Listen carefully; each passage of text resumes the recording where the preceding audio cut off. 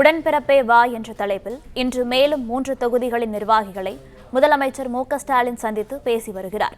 அப்போது ஸ்ரீபெரும்புதூர் தொகுதியைச் சேர்ந்த நிர்வாகிகள் இம்முறை கூட்டணிக்கு ஒதுக்காமல் திமுகவிற்கே ஒதுக்க வேண்டும் என கோரிக்கை விடுத்ததாக தகவல் வெளியாகியுள்ளது. இது பற்றிய மேலும் விவரங்களை வழங்குவதற்காக எமது செய்தியாளர் ஜெபர்சன் இணைப்பில் உள்ளார். ஜெபர்சன், வணக்கம். இது பற்றிய கூடுதல் விவரங்கள் என்ன, சொல்லுங்க.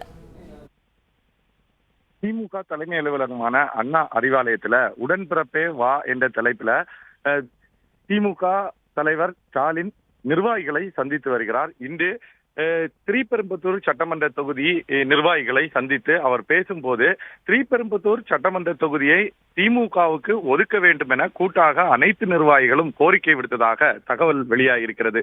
ஒவ்வொரு சட்டமன்ற தொகுதி வாரியாக பேரூர், நகரம், அதே போல ஒன்றிய நிர்வாகிகளை சந்தித்து பேசுவது வழக்கம். அப்போது திமுக தலைவர் ஸ்டாலின் அவர்களிடம் அந்த தொகுதியில் என்னென்ன பிரச்சனை இருக்கிறது, இந்த தொகுதியில் போட்டியிட்டால் எப்படி வெற்றி வாய்ப்பு இருக்கிறது என்பது தொடர்பாக தொடர்ந்து அவர்களிடம் நிர்வாகிகளிடமே கருத்துக்களை கேட்பதும் இவரும் பல ஆலோசனைகளை வழங்குவதுமாக இருந்து வந்த நிலையில்தான் இன்று ஸ்ரீபெரும்புதூர் சட்டமன்ற தொகுதிக்கு தொடர்ந்து திமுக போட்டியிட வேண்டும், பல முறையாக இந்த தொகுதி காங்கிரசுக்கு ஒதுக்கப்பட்டு வருவதாக அவர்கள் கோரிக்கை வருகிறார்கள். ஸ்ரீபெரும்புதூர் சட்டமன்ற தொகுதியை பொறுத்த அளவில் தற்போது காங்கிரஸ் கட்சியினுடைய மாநில தலைவர் செல்வ பெருந்தகை அங்கு போட்டியிட்டு சட்டமன்ற உறுப்பினராக தேர்ந்தெடுக்கப்பட்டிருக்கிறார். இந்த தொகுதி மீண்டும் காங்கிரசுக்கு, திமுகவில் காங்கிரஸ் கூட்டணியில் இருக்கும் பட்சத்துல காங்கிரசுக்கு ஒதுக்கக்கூடாது, இது திமுகவுக்கு தொடர்ந்து ஒதுக்கினால் மட்டும்தான் இங்க இருக்கக்கூடிய நிர்வாகிகள் மற்றும் கட்சியினுடைய தொண்டர்களுக்கு உற்சாகத்தை ஏற்படுத்தும் என்ற கோரிக்கையை அவர்கள் முன்வைத்திருக்கிறார்கள்.